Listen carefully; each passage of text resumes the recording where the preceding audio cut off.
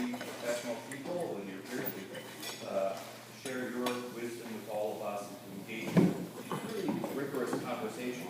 So we're talking a little bit up here before about how, this group, it's not your first rodeo, right? And we're going to go deep quick around some of these issues, and we may as well just start with I don't even think it's the elephant in the room, but rough week last week, Tuesday, right? Vote in Florida, high vote around the Parent Empowerment Act, otherwise known in other parts of the country as the Parent Trick. So high voted, just help us understand, as you, when you speak, you introduce yourself because, I'd rather you do that, I could do that down the road, and, say who you are and who you represent, but let's do it in the context of responding to a question. Is there an ideological divide on this panel already? Like right from the outset, Florida, PTA, folks, Florida Foundation of Florida's Future. I'm just picking up on some of what I read in the paper. But let's just put that out there right now.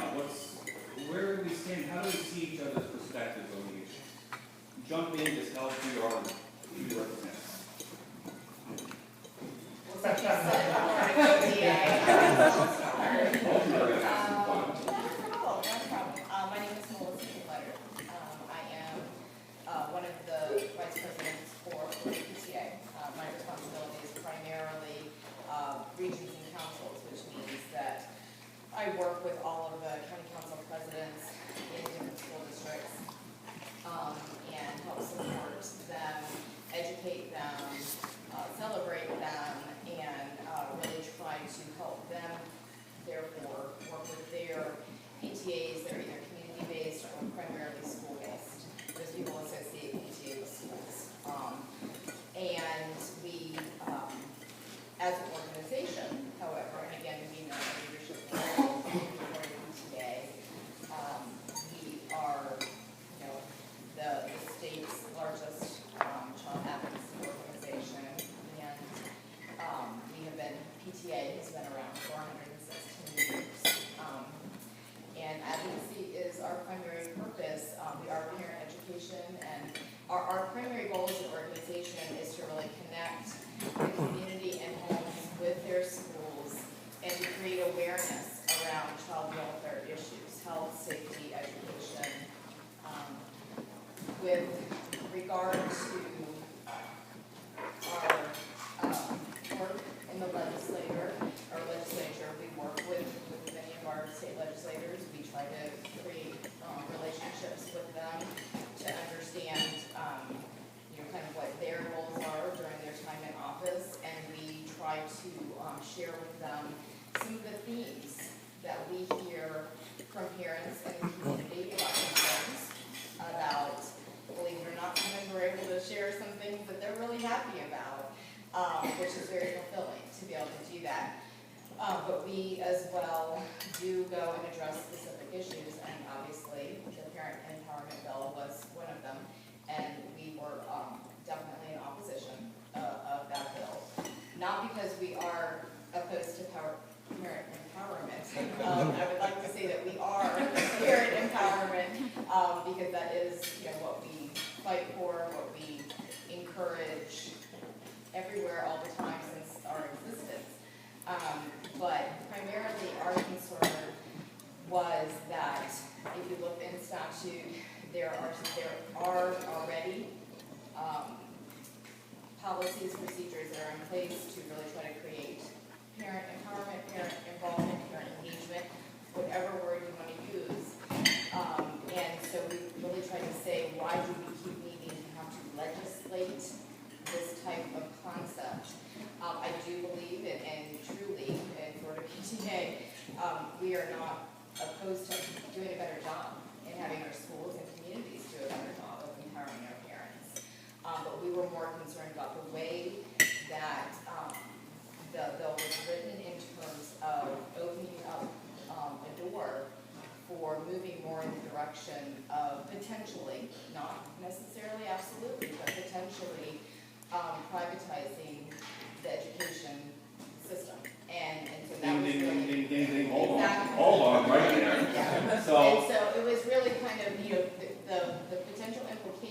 the idea of having to, through statute, make these things happen is something that we, just think that's the direction that we should, as a society, be going in terms of trying to improve and really make sure parents day-to-day feel it.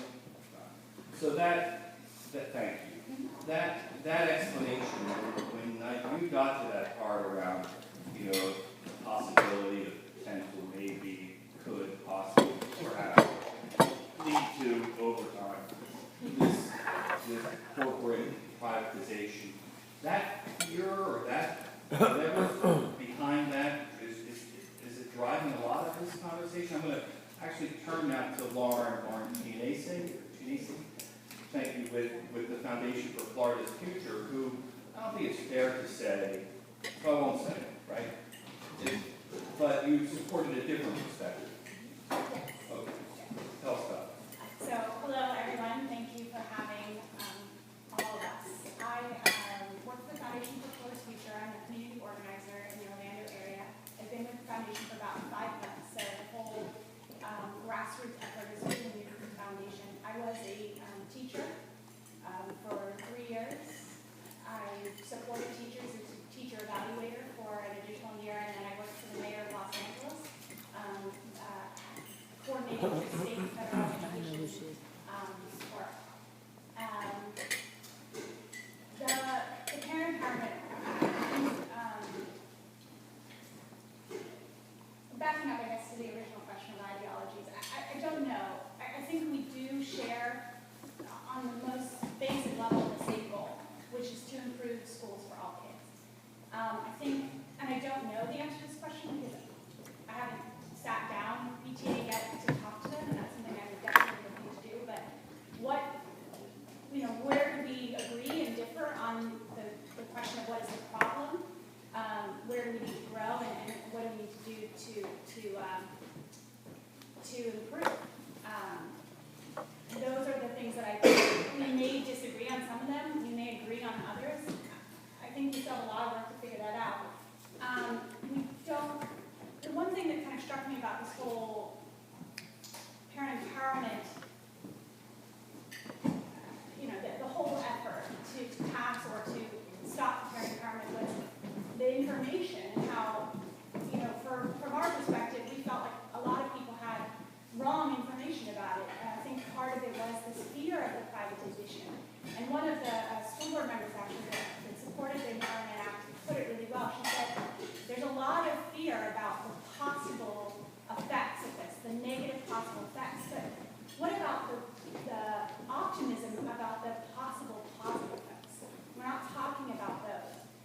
And that's what we wanted to talk about. There's 4 possibilities in the Parent Empowerment Act that parents could initiate. Those are 4 possibilities that school districts should be initiating and are, like in Pasco County recently. We just wanted parents to have a voice in that. So the intent was never to privatize education or to privatize schools. However, and this is something that Troy and I actually just talked about, if a school is failing, we should really look at any option for those children. We run charter company may be the best option. The small mom and pop nonprofit charter may be the best option. Maybe it's a matter of finding a better school leader. There's a lot of options. We just felt that parents should have a voice in that. So I don't know if it's a difference in ideology or if it's just a lack of communication. If there's a barrier, built by lack of trust, we just can't get over it. We got a lot of work to figure that out. So let's use that as an opportunity to pivot just a bit in the conversation to shift to communication and community engagement and organizing and advocacy, because and empowerment. Language is so interesting, isn't it? Because as we turn to our students first panelists and Stand for Children panelists, could you sort of step into that territory of helping us understand the difference between communicating or empowering people with information and organizing with an agenda?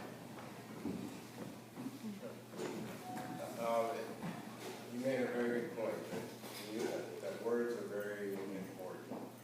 And you referred to it as the parent empowerment bill, potentially the parent trigger bill, as is in some other states. I like to look at it as the parent freedom of speech bill. Because Now, Patriot Act, Clean Air Act, no child left behind.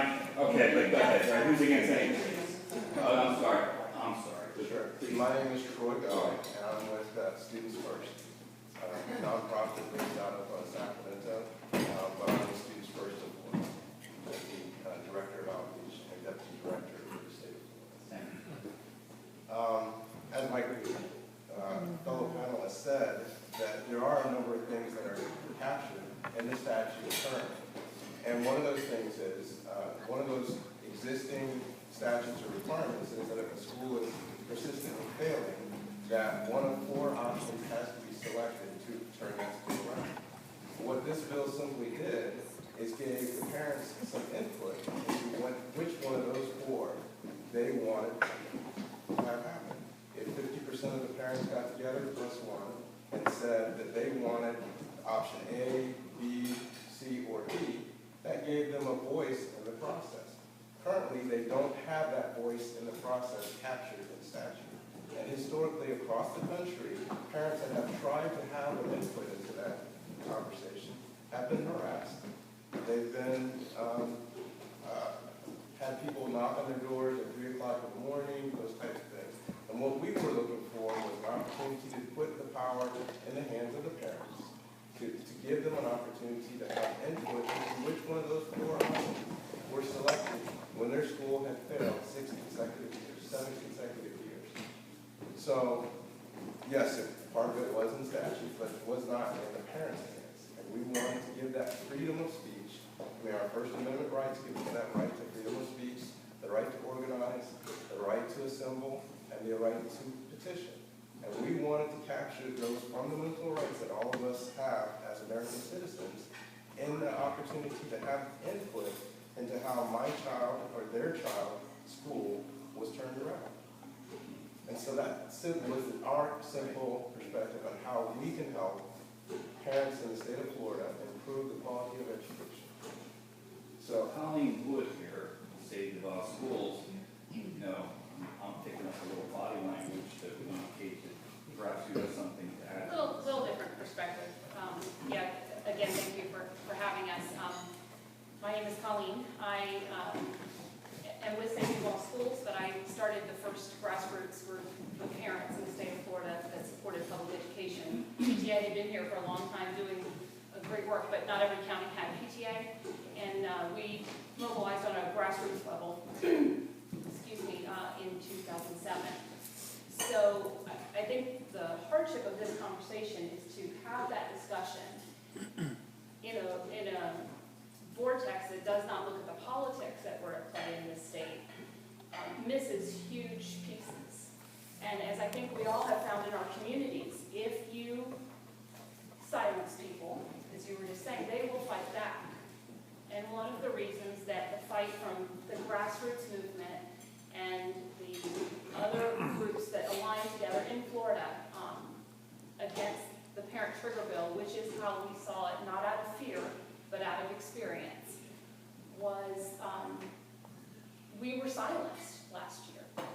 We drove to Tallahassee, and I will tell you that I'm a mom of 2 girls that are now 12 and 14, and it was leaving them and getting up at 4 in the morning and driving to Tallahassee and paying for the trip myself and sitting in committee meetings for 7 hours and not being allowed to speak.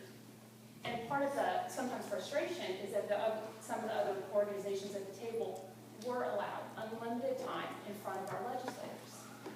That gets frustrating. And so we did what people do when they aren't heard, is you see, is anyone else not being heard? And we created a coalition that went from over 500,000 last year to over 1 million Floridians this year that had strong reservations about this bill with legitimate standing. Long party lines? No. And that's what, when I started this, that was the concern. And what I hope that we could do is have a conversation too that doesn't it's easy to minimize each other by saying, well, you're a Republican or you're a Democrat, and that's all this is. My parents don't care. The kids in school don't care what we are as adults. They want us to fix this. They want us to do right by them and consider their opinions and value. And to me, that is empowerment. But pretending that that all isn't going on and playing into it ignores the reality that our schools and our parents are facing. And your response to the question, how would you fix things beyond the four options? Would be what, more resources? Certainly a look at resources. I don't believe that dividing communities has ever fixed anything. So unfortunately, part of this bill, the specifics in Florida, allowed for any of us at this table to pay staff to gather signatures from parents. There's a concern with that. If parents themselves are organizing or are speaking and want to have a voice, and there are ways in statute that they can, but we also know in our most struggling schools that that's not always happening. So do we have to do better? Yeah. Do we need to hold our school board and our superintendents accountable? Absolutely. Jason will agree with that. We should all do that. But to allow whoever has the best marketing campaign to determine what option is selected, I have a fundamental concern with that as someone who, when I look at a democracy, I have a problem with that. So let's get to our question around organizing.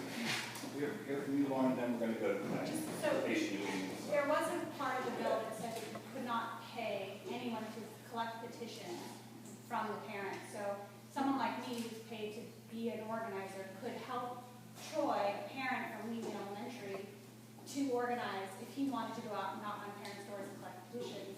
But I could not collect petitions directly because I do get paid to organize. So that there was a component in the bill that prevented folks from getting paid to collect sign petitions.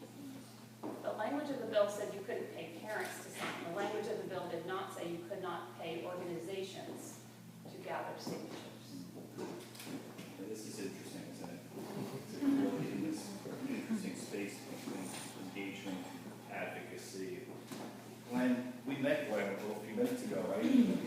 Yeah. The last question was superintendent, but tell us a little bit more about who you are, who you represent, and Cool.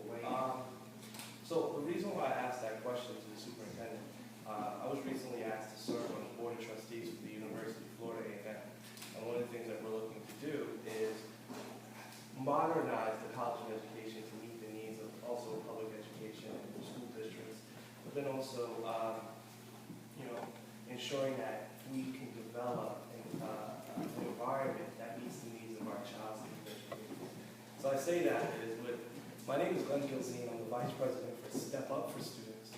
We're one of the largest nonprofits in the state. Our mission is to give low-income families hope and opportunity. Our founder has this ideology where if a family from a family could afford to move their child to different schools, specifically private schools. So if a family of 4, which is the average of our 60,000 students who are on scholarship, makes an income of $28,000, they should have the same hope and opportunities. So that's the organization I represent here today.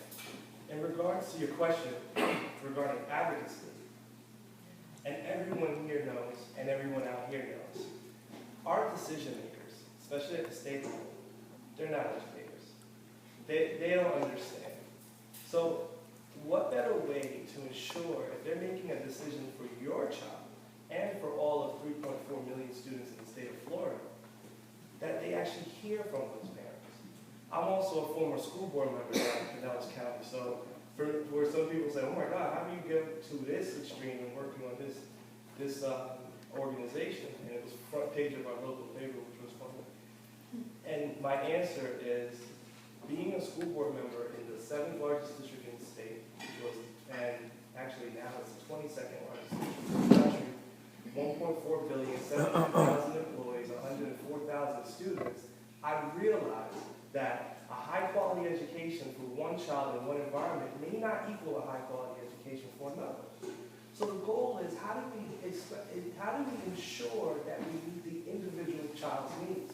We heard earlier from Dr. Vitti, there's no way a district this size, or even a small district, maybe, but a district this size or the district that I represented at one time, could customize education for every child. So the goal is how do we work together and find out what's best for parents, what's best for children, and be able to provide those environments. So it shouldn't be one or the other. It should be how do we all work together, and that's the goal. Thank you. Yes. Thank you. I do want to just point out that part of the reason why, as an organization, we held true to the fact that we have not perfect, nowhere near perfect. We do have existing opportunities for parent empowerment, is that through our school system, we do have school advisory councils that mandate parent involvement and also are open to any parent to attend. That gives them an official opportunity to be involved. And again, having school advisory councils is mandated in statute. Having lived through and been part of a district effort, not necessarily one we wanted, but one we had to face, and that we had numerous failing schools that were having to, make a choice in their turnaround option. And it was very painful. There were community meetings about it. I can't speak for every district, nor would I try to, but I've watched parent engagement. I watched parents coming to community meetings to talk about the fate of that school, to be part of a process. The school board meetings were open for self-initiated parent leaders from those groups of concerned parents that weren't necessarily PTA, they weren't necessarily even SAC.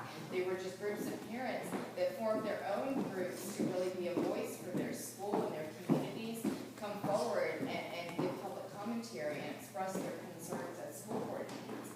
Parent engagement was happening when we were in a situation that wasn't well, if it happens and we're faced with a turnaround situation, what might happen and our parents going to be left out. I watched it happen in numerous schools in this school district alone, and parents were very much engaged. And they changed the school board vote in this county. Because of the parent engagement, because parents had a very strong voice in that process.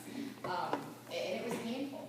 So, and then just one other thing I do want to mention is PTA kind of got raked over the coals in the process of getting through this legislative session. And, people were kind of saying that, well, PTA doesn't represent everybody and whatever. And no, in no way, shape, or form do we.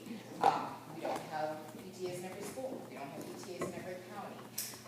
However, what we are is a very accessible, volunteer-based organization that works, that if in fact, any superintendent, any principal of a school, regardless of whether or not they have a PTA, we are a resource for them to draw upon, to just have discussions and come up with ideas of how to make parent engagement and involvement and empowerment happen at their schools. We don't discriminate against, oh, well, if you don't have a PTA, we don't come and help you.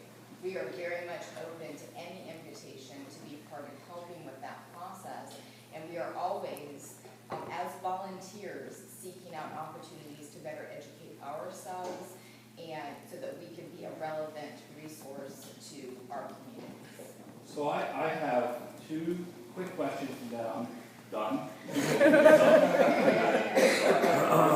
Two quick questions and we're going to hear from everybody. So we'll have an opportunity to weigh in.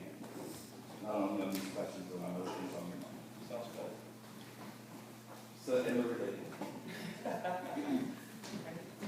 Who's funding this? Where's your money coming from? Because part of me thinks that that's what irks people. Just saying.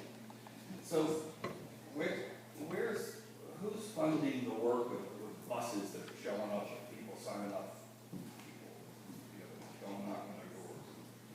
Who's funding that work?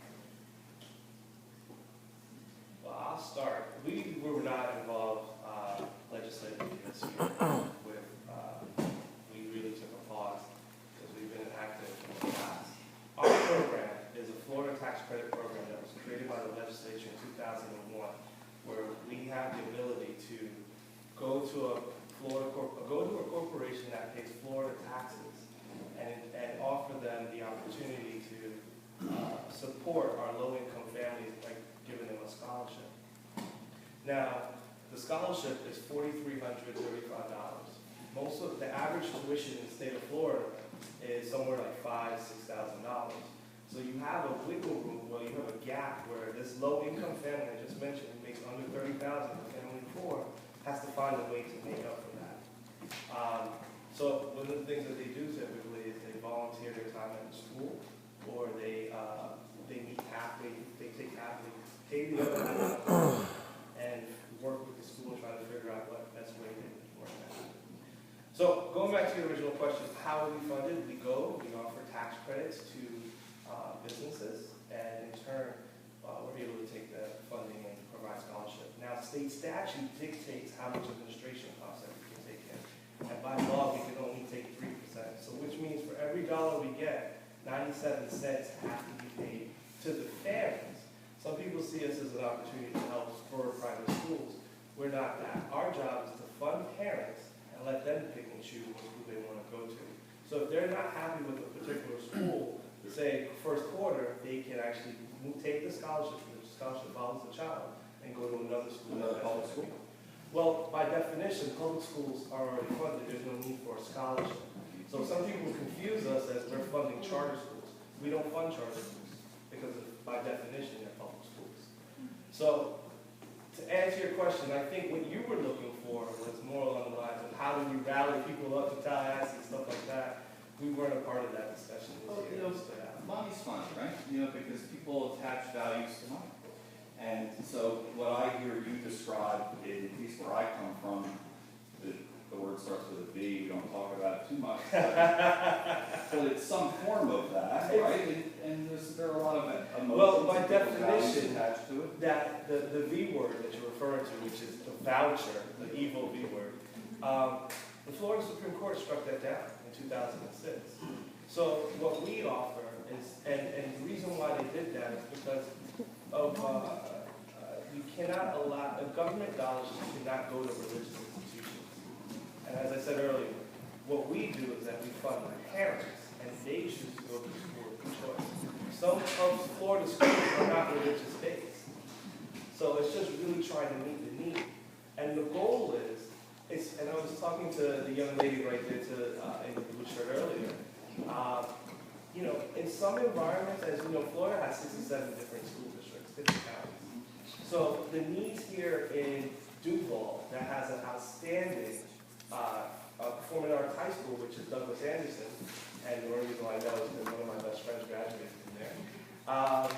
But that awesome option does not exist in Polk County. And the nearest school that can meet the needs of that child who wants to go to fine arts is a private school. So if you limit the access to that particular family and that child, what type of hope and opportunities are we trying to provide you? So we're just trying to meet those needs. Got it. And thank you. I want to go down all the way the other end of the table because, Lauren, in your case, my guess is that it's a bit of a blessing and a bit of a cross to bear, that the foundation for Florida's future is so closely associated with someone who is formerly a governor, a brother, still a brother too, a son of. So how does that impact your work? Carrying that around, open doors, closed doors, they become front. Yeah, it just really depends on who you're in the room with.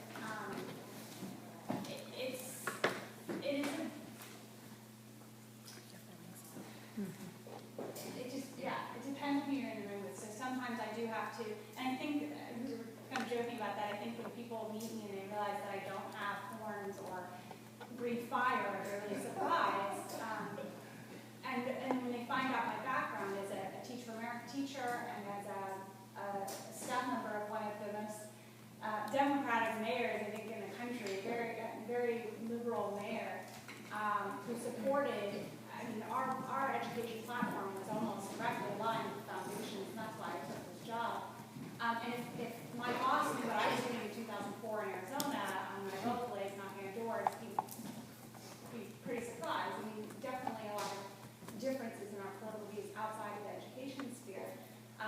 But I think that's part of the work that we're doing in the grassroots team is we're not just organizing, we're also acting as ambassadors and going out, meeting people, listening to them, telling them what we're about. We passed a bill this year, the Parent Rights, Students with Disabilities bill that gave parents whose children have disabilities more power in their decisions. So there were 3 key decisions that they didn't actually need to get parent consent on: moving a child to a special diploma, moving a child to an exceptional education center, and moving a child to alternative assessment. You don't have to get consent from your parents. And the bill that we passed this year said that you do. And there's provisions in there that if you try to contact a parent, you just can't get them, and a certain amount of time passes, you can't. But that was something that we supported. We supported making sure there was money in the budget for teachers at schools that improve their grades or got A's. And that's something that people they see one aspect of the work that we do, and they kind of pigeonhole the organization to that. But there's so much more. Part of my job is to go out and explain that and break down some of those barriers. And there's one thing that we could agree on. Shouldn't it be education, and that all students deserve to have a quality education, that's going to benefit everything? We got to break down those. And it's something I personally work in as a very, very liberal person, that I'm working for a Bush, and in my brain, I do. In my brain, I have to really deal with that. But if somebody doesn't kind of really cross the aisle, as they say, then we're always going to be just picking sides and holding our positions. We got to do it even though it's a little uncomfortable. We did both support the exceptional student legislation, so we do have common Where's your ground. money come from? I'm sorry. Where's your money come from? Where's your funding? We are a completely dues-based organization. $3.50. $3, and what association can you be part of with $3.50, right? But for $3.50 is what we ask of our members. Now, typically, a local unit, PTA, in the school will up that amount to like $1.50, make it around $5 to give them some operating funds in order to run a membership campaign and talk about things that they plan for the year in terms of programs and services for their school. Beyond that, it's fundraising efforts, but the $3.50 that comes to us, $1.25, $1.25 goes to Florida PTA in order to support our efforts to, maintain our website and keep our resources accessible to all of our PTA members and leaders, of which most of it is open to any parent. There's very little that's only available to members, and that's really more of the leadership training pieces. And then the $2.25 goes to National PTA. National PTA does have an office in Washington, D.C. They do have office staff there who work with the federal legislators around child welfare issues. But again, $2.25. And then you fundraise on top of that? We fundraise Any as union money? necessary. No union money. And I'm save the law? sorry, I actually missed where the money comes from for the Foundation for Fathers. It can't all be like Bush family cash. Oh, no, so good. Yes. We have a number of large philanthropic donors, like the Eli Crow Foundation, Bill Gates Foundation. We also have a lot of individual donors, supporters all across Florida. So that's, mostly we. He's just a chair, he's the chair. Yeah. And Save the Law Schools, Oh, you're happy to have that work, right? Very small, Got it. very, very small individual, donations. And students first? Students First, some of the same funders that the foundation has, Bill and Melinda Gates, the Walton Foundation, etc. And let me say quickly, sorry, the 50th No More that I first started and is still going is the only $5 donation. Save Duval Schools, when it was first formed, it was from the community. There were several people that got together and said we needed an advocacy voice In 2007, we started facing serious budget cuts that were directed just at public education, so 2 years later when they formed, part of that was some local citizens that could make a bigger donation, but it was nothing more than maybe $50,000. I think what we're acknowledging, right, is that people make judgments about your organization based on what you all just said. You know, there are people we all know, if you say Walton, you say Broad, it takes you down a certain road, it takes you, Gates, etc. So I mean, it's just good to know that it establishes some context, right? I don't want to make too big a deal out of it. I want to move on to my last question that just promises the second one. Second and last one. Here we go. It's the thing that keeps coming up is this inside out or outside in, right? Inside out? Does change happen inside out? Like, does it have to percolate its DNA, have to be in the community and sort of grow out? Or can somehow it be brought to a community, or perhaps it's a combination of both? But you could help us figure that out. It would make this Tuesday and May. Well, if I can figure it out, I'm going to be making a lot more money. Well, and I might one day make some. You know, I just knew that. I would say absolutely that it is a combined process, a collaborative process, both inside out and outside in. You have to have the right folks on the inside who are willing to be accepting and tolerant and open to change, along with the right forces outside the organization that bring the appropriate solutions to the table with enough willpower and political capital to make it happen.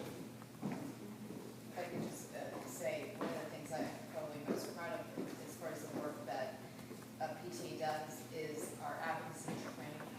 And that is, we go out into the community and, you know, anywhere, doesn't matter where it is, even though we're a non-commercial, non-sectarian, non-partisan organization, we will go wherever we're asked to go and do training on the concept of advocacy. And that's everything from a parent having a conversation with a teacher and really understanding that they can do that and how to do that in a comfortable and confident way, to bringing forth broader concerns, whether it's to the principal of the school, the city council leaders, you know, the mayor's office, the superintendent, school board members, whatever the case, or even visiting before the legislature.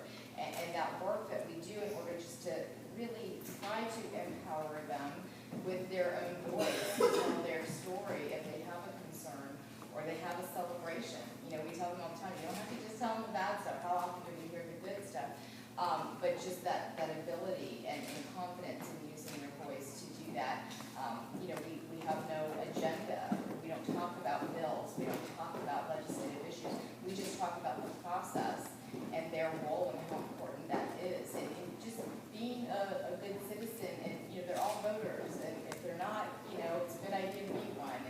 And things like that, and that they have a right to hold the decision makers accountable. And so that work, that we learn so much about what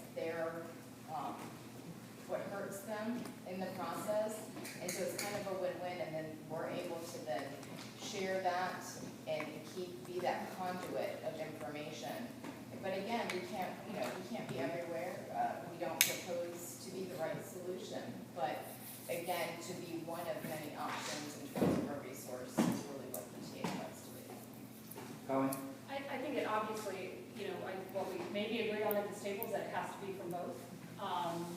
But one of the reasons I think your previous question was so important is regarding money, is in Florida, as I'm sure in a lot of places, money grants access. And so I'm happy to debate anybody on a topic, on a bill, on the merits of the bill. And so it's not a personal dislike or anything for anyone at the table. My problem is when the voice of a parent is not as significant as the voice of an organization, then I'm going to say something about that. So I do believe that one of the great things that foundations and funds have the opportunity to do is you're not in the necessarily same position as our legislators. You can provide opportunities for the voice of people that don't always have access.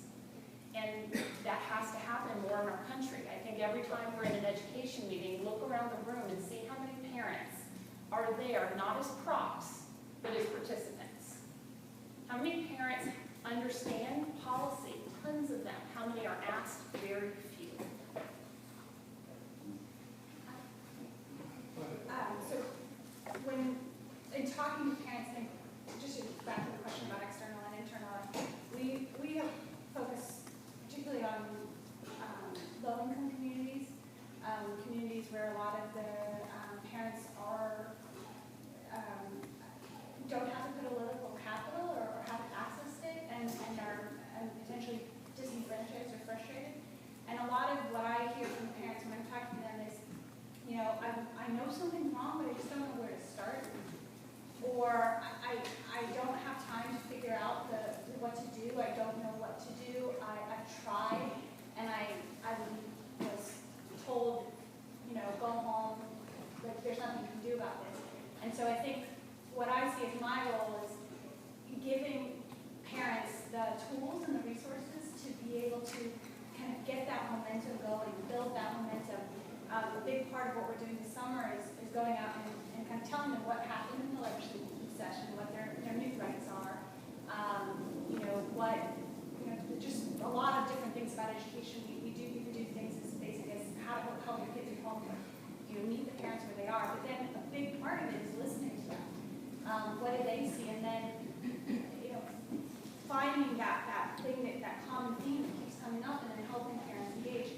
And because our parents are often low-income parents, because that tends to be where the schools are struggling the most, we do help the parents engage. We will get in our vehicles and drive a group of parents up to Tallahassee. My colleague Crystal has quite a drive from Miami. I don't see anything wrong with that, I guess. I think there is something wrong with manipulating and trying to push people to do things that they don't want to do, which I don't think anybody does.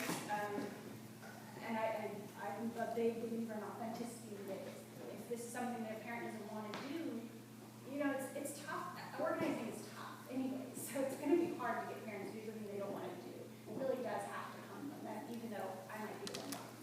Do you think it's only seen as manipulating if it's an opposing point of view? Yeah, right? Like, I don't think I'm manipulating parents, because I believe in what I do. I believe that what I'm advocating for, what I'm supporting is what's going to get more students to achieve and to go to college. That's why I do what I do every day. So I do think, I'd like to believe, maybe I'm an optimist and idealist, that nobody is manipulating parents. Maybe we're really trying hard to convince them that our position is right, and maybe that there's a thin line between passion and manipulation, I guess. And that goes a little bit to what was said earlier about the slickest marketing campaign winning. In these low-performing schools where you have low-income parents, typically nobody's marketing to those parents now. Nobody is speaking to them. Nobody is talking to them about their rights, their power, their opportunities, their solutions, their options. Nobody is having that conversation. So the opportunity for somebody to come in and say, hey, here is a solution, and speaking to these parents, they're not getting any input now. And one of the reasons why some of those parents are not showing up in meetings and not showing up in Tallahassee is because they've got 2 or 3 jobs. Okay, they can't take off work. Even if they knew about it, oftentimes they don't know about it, they can't take off work and do that. I mean, just to look at the 24 failing schools in Florida, 8 of them don't even have a PTA. Okay, and the 16 remaining ones, 4 of them have no membership whatsoever. Okay, 4 of them have membership, but the membership has had no activity in the last 9 months. And for the remaining ones, the majority of the membership, 70–80% of the membership is teachers, it's not parents. So there's a lack of communication and marketing, or any marketing, whether it be slick or not, to those parents. I'm going to have to, as much as I want to, I'm going to have to hold, because we want to get to our colleagues out here. They have questions they've been thinking about, wanting to ask of all of our distinguished panelists. Only left-handed people.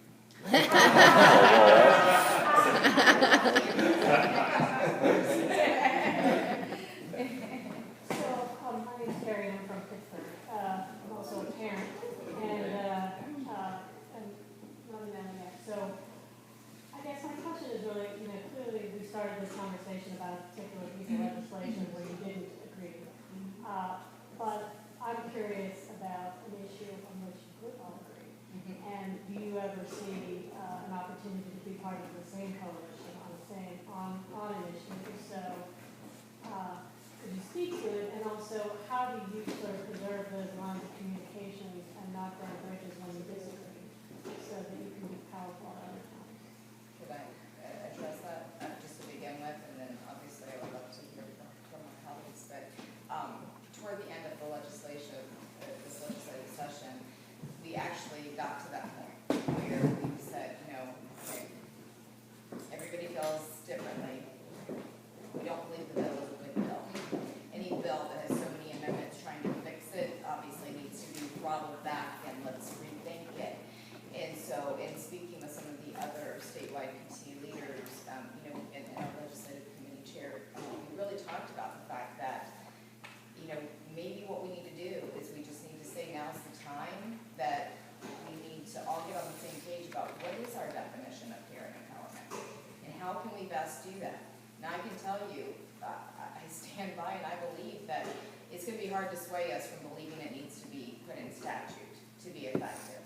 But at the same time, we really did talk about that and how, we're in the middle of session, we have to deal with what we have to deal with at the moment, and that was for us opposing the bill. But truly, absolutely, we've had the discussions about how, and you've already mentioned how we need to talk, because I think we have, a similar goal. It's just a matter of how to get there and making sure that we're more powerful if truly we can get on the same page.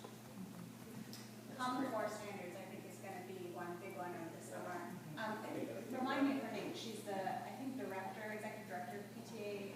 Jean Hubbies. I went to high school for boys, and so reaching out to her is going to be one of my first steps in the next couple of weeks, because I'm sure there's kind of interesting opposition to Common Core standards from a lot of different perspectives.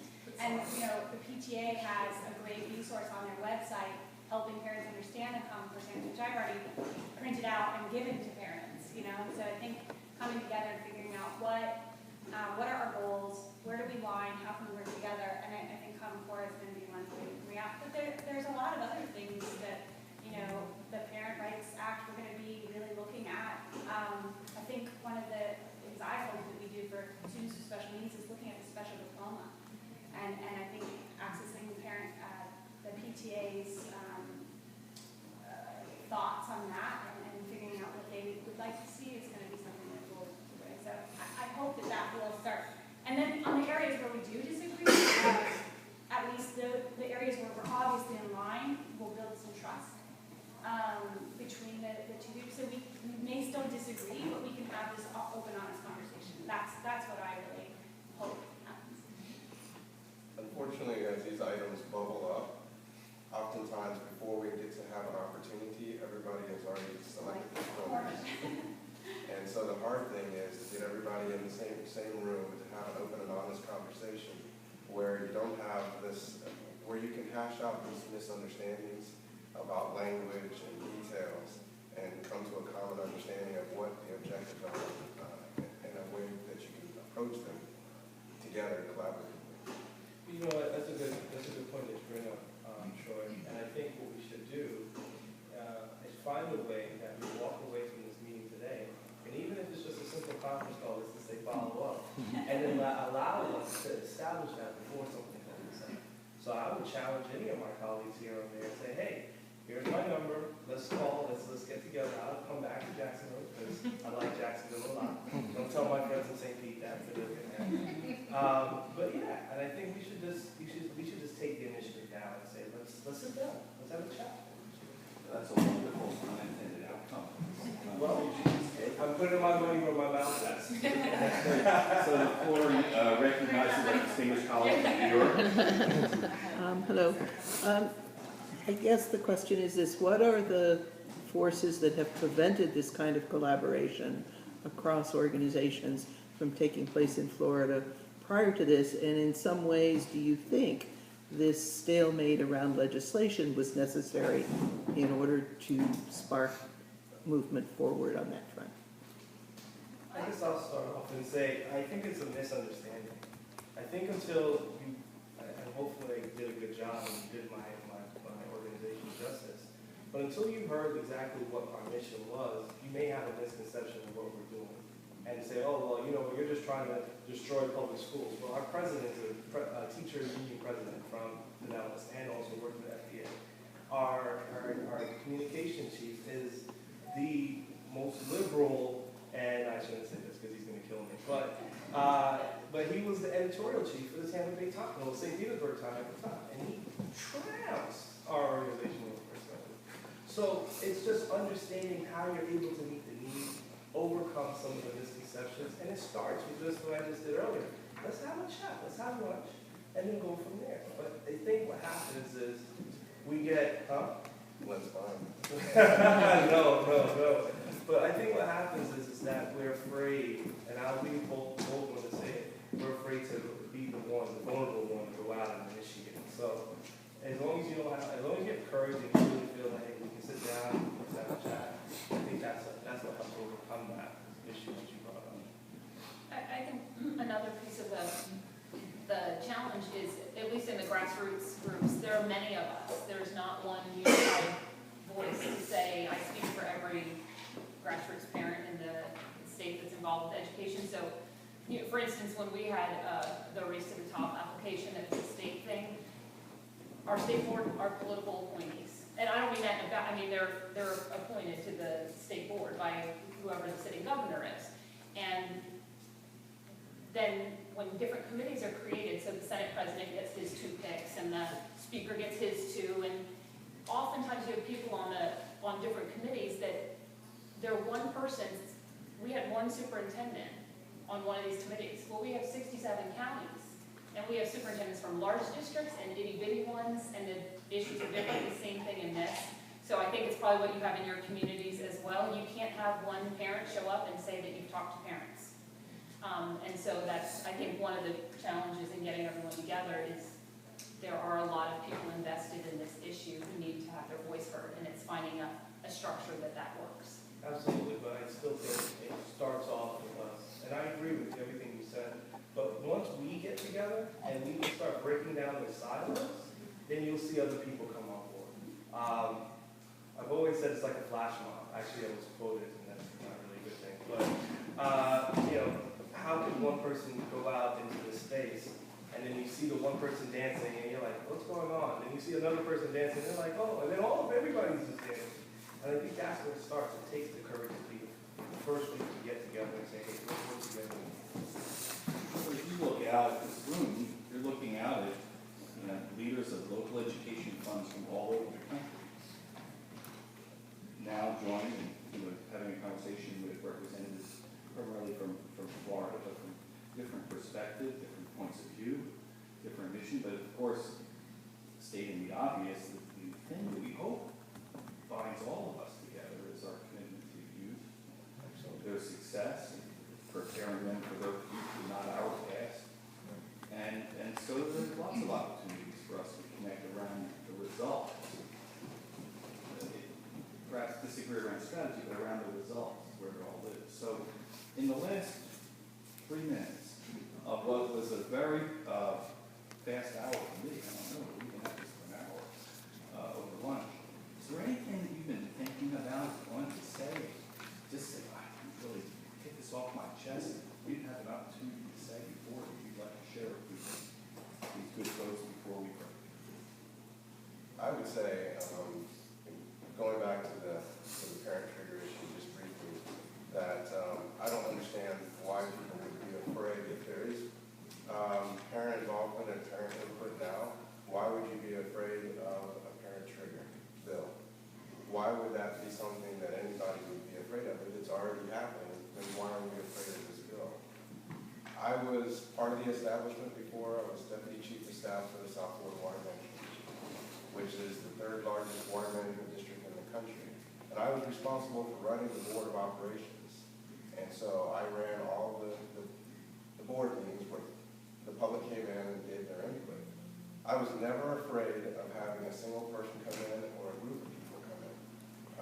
That's not what scared me. What scared me is when people came in with a petition.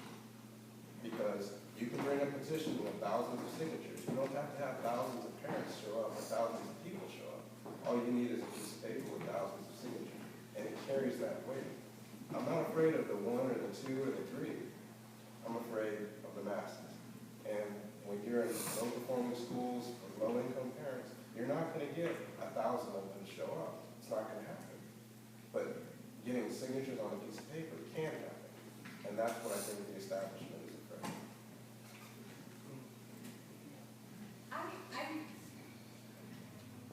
I think that I really like the model of choice and options and variety. And, you know, the mayor of Los Angeles used to say a portfolio of school options, quality school options. That was kind of one of our four driving missions. And he also believed in balance. It was a combination of we need more funds for schools, absolutely, but we also have to have reform. We also have to kind of change the way we're doing things, not just for schools that are failing, but for the whole system, because we are slipping behind as a country and things are changing. So I like that idea of choice and balance. I think that that means is that there's going to be some options that people feel very strongly about and love, and there's going to be some options that people don't love. What I hope we can do is kind of, you know, different strokes for different folks and agree to disagree and not let that stop us from coming to areas that we do. And that's, I know that we're not going to agree on everything. I'm not naive to believe that we would, you know, be just one huge force all believing the same thing. That's just not how the country works.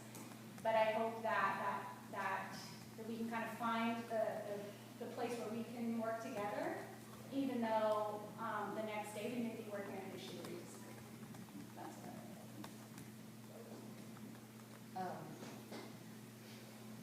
I've heard the words trust, I've heard together, and I guess for me, one of the things that I just want to share that is a concern is that I believe that choice is a good thing. This is the country we live in. We have the right as people who live in this country to make choices. But I also think there comes a point that if you open the door too wide too quickly, you need to be careful what comes through it. And so I think when you think of something as precious as the life of a child and their education and trying to prepare them for the future, we just need to be smart about how wide and how quickly we open that door. And I also believe that I would love to see all the resources and energy and momentum that's out there from all these other entities that want to open up the door. If those, and I don't just mean organizations, I just mean people, would focus their energy on improving the public education system we have, I can only imagine how amazing the system we have could be versus saying, well, we need to do something different in that. And it's almost like we're branching off or biting off pieces of the system that, you know, we founded and putting this paramount duty of a free and consistent public education system, you know, making it available to every child. If we fracture that foundation too much, it could be dangerous. If we would put our effort and our energy into improving what we have and finding better ways, better processes, more engagement, etc., I think the possibilities are limitless. And I think sometimes something different isn't necessarily something better. But again, if I had my crystal ball and I could tell you what the solution was, it would be wonderful. I'd be happy to share it, and I wouldn't even charge it because I'm so used to being a volunteer after all these years. That's money. But I would just love to see that if we're willing to come together and have these discussions, that one of the options on the table would be let's work together to improve the amazing public school system that we have now. So, since grandmothers have already been mentioned today, I'll mention that mine used to have this picture on a refrigerator that said Jesus, but only if you looked at it long enough. And it was one of those things that, you know, it didn't look like anything, and then one day you're having cereal and you see Jesus, you know. And How old were you?